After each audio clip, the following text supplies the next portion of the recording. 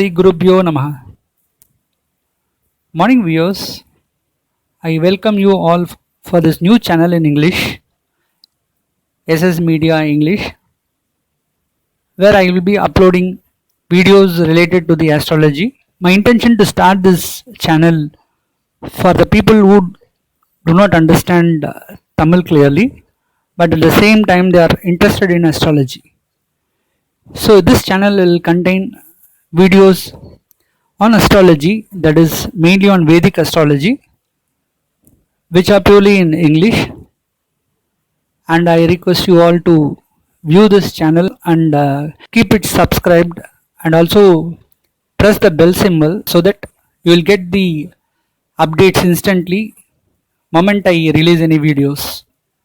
Also share this to your friends and relatives and in your groups, so people who are all interested in knowing the astrology, they can listen to this videos.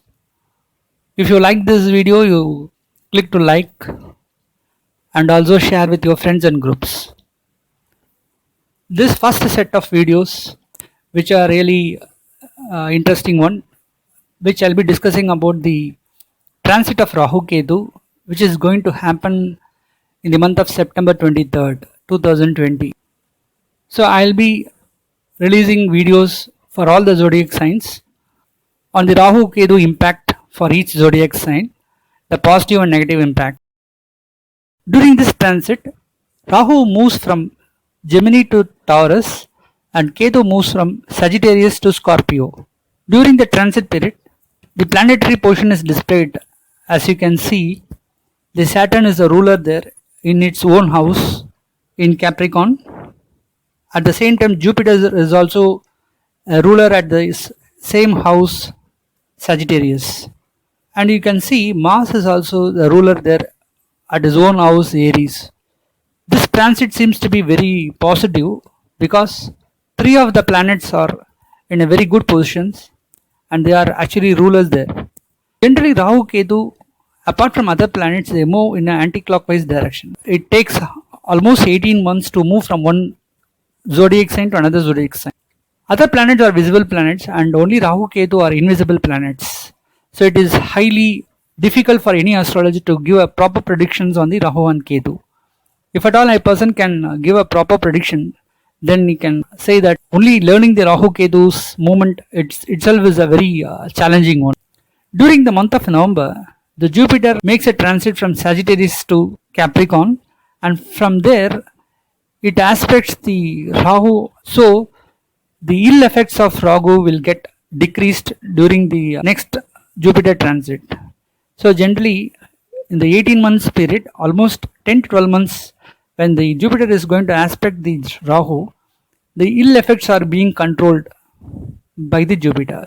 One thing we must remember, the effect of Rahu Ketu based on the planetary position and the transit moments will cause up to 15 to 20% impact to a person's life. The majority 80% depends on the current Dasa and Dasa Buddhi or Antardasa that is running for that particular person's horoscope. So no need to worry about the planetary positions of the Rahu Ketu transit and all, but it is a general prediction based on the zodiac sign. The recent transit positions as well as the planetary positions will cause good impact if the chart owner is having a positive Dasa and Antardasa running.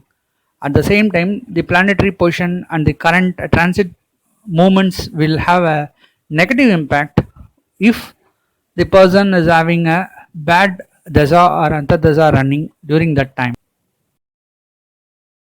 Leo, the fifth zodiac sign. For Leo, the upcoming Rahu Ketu transit is not so beneficial as Rahu moves from Gemini to Taurus, which is from 11th house to the 10th house, and Ketu moves from Sagittarius to Scorpio, which is from 5th house to the 4th house. Rahu's movement seems to be better, but the Ketu's movement is not so encouraging as they may find losses in their assets, chances of disposing some assets, but due to which they will end up in losses. For some people, they may find a huge loss in the share market, and for some people there will be conflicts between their mother and the mother family also. This is all due to the Ketu's transit from fifth house to the fourth house. For some people who are in the zodiacs and Leo, the children might not study properly. There are chances they will be very lazy and they don't show interest in their studies also. These are all some of the major difficulties that they face. But for those who have got married and they are settled in their life, the chances of getting birth to a child is there. Also, for some people, when the Jupiter moves from the Sagittarius to Capricorn during the month of November, the chances of getting a good house and settle their life are there. But when you see the movement of Rahu from Gemini to Taurus, some people who are jobless, there are chances of getting a good job there.